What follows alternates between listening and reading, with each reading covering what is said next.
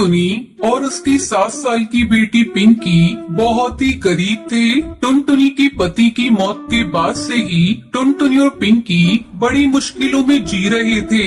टुनटुनी अपने घोंसले का किराया भी नहीं दे पा रही थी। ऐसा जुल्म मत करिए सेठ जी, मेरे पति ने कितने सालों तक आपके यहाँ काम किया है। आज वो नहीं रहे तो आप हमें घर से बाहर मत निकालो। इतनी ठंड में हम कहाँ जाएंगे। तेरा पति मेरे यहाँ काम करता था तो क्या उसके पूरे खानदान का ठेका ले लिया मैंने? मैंने घोंसले किराए पर चढ़ाने के लिए बनाए, कोई धर्मशाला खोल कर नहीं रखी है। टुनटुनी गिड़गिड़ाने लगती है, लेकिन सेठ पर इसका कोई असर नहीं होता। वो अपने गुंडों से कहकर टुनटुनी के घर का सारा सामान घर से बाहर फिकवा देता है। टुनटुनी और पिंकी कड़कड़ाती ठंड में बेघर हो गए थे।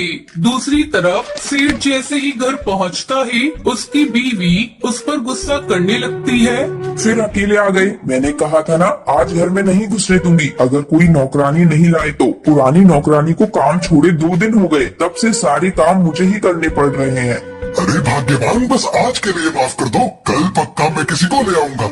हाँ रहने दो, अब मैं तुम्हारी बातों में नहीं आने वाली। इतने मजदूर काम करते हैं तुम्हारे यहाँ, किसी को भी कह दो पैसों के लालच में दौड़कर आ जाते हैं। लेकिन नहीं, मैं सब समझती हूँ तुम्हारी चालाकी। इतनी ठंड में मुझसे घर के काम करवा कर अपने पैसे बचाने की सोच रहे हो ना, लेकिन ऐसा होगा नहीं। साफ साफ कह देती हूँ, मैं कोई काम नहीं करने वाली। सेठ कौवी को टुनटुनी का ख्याल आता है।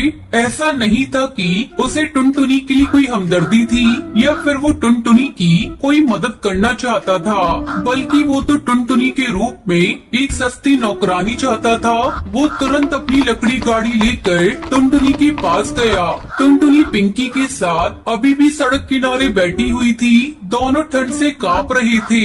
सेठ को देखते ही टुनटुनी हाथ जोड़ते हुए बोली, सेठ जी रहम कीजिए, मैं वादा करती हूँ जल्द ही आपका किराया चुका दूंगी।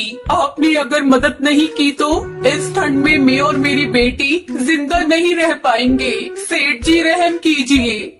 रहम आ गया, इसलिए आया हूँ वापस। तुम दोनों चलो मेरे साथ। आज से तुम्हें मेरे घर के सारे काम करने होंगे। बदले में रहने के लिए जगह मिल जाएगी तुम दोनों को, और कुछ पैसे भी, ठीक है?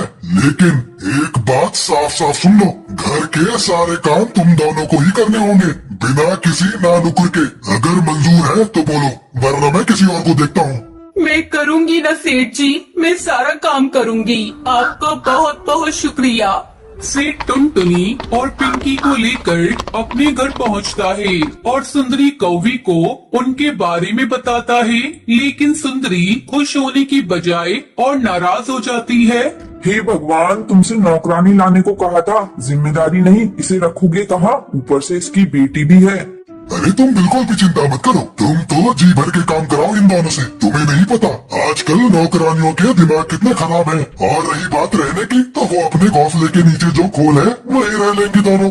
सुंदरी कौवी टुनटुनी को काम पर रखने के लिए मान जाती है और टुनटुनी को घर के नीचे पेड़ के खोल में रहने को कहती है। खोल को देखकर पिंकी टुनटुनी से कहती है, माँ यहाँ तो सिर्फ खोल है, दरवाजा तो है ही नहीं। हम यहाँ कैसे रहेंगे माँ?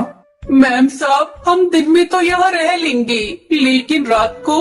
एक तो मेरे पति ने तुम दोनों को यहाँ लाकर वैसे ही तुम पर एहसान किया है, अब और क्या चाहिए? अपना कमरा दे दूं तुम्हें, रहना है तो यहीं पर रहो, वरना जा सकती हो दोनों।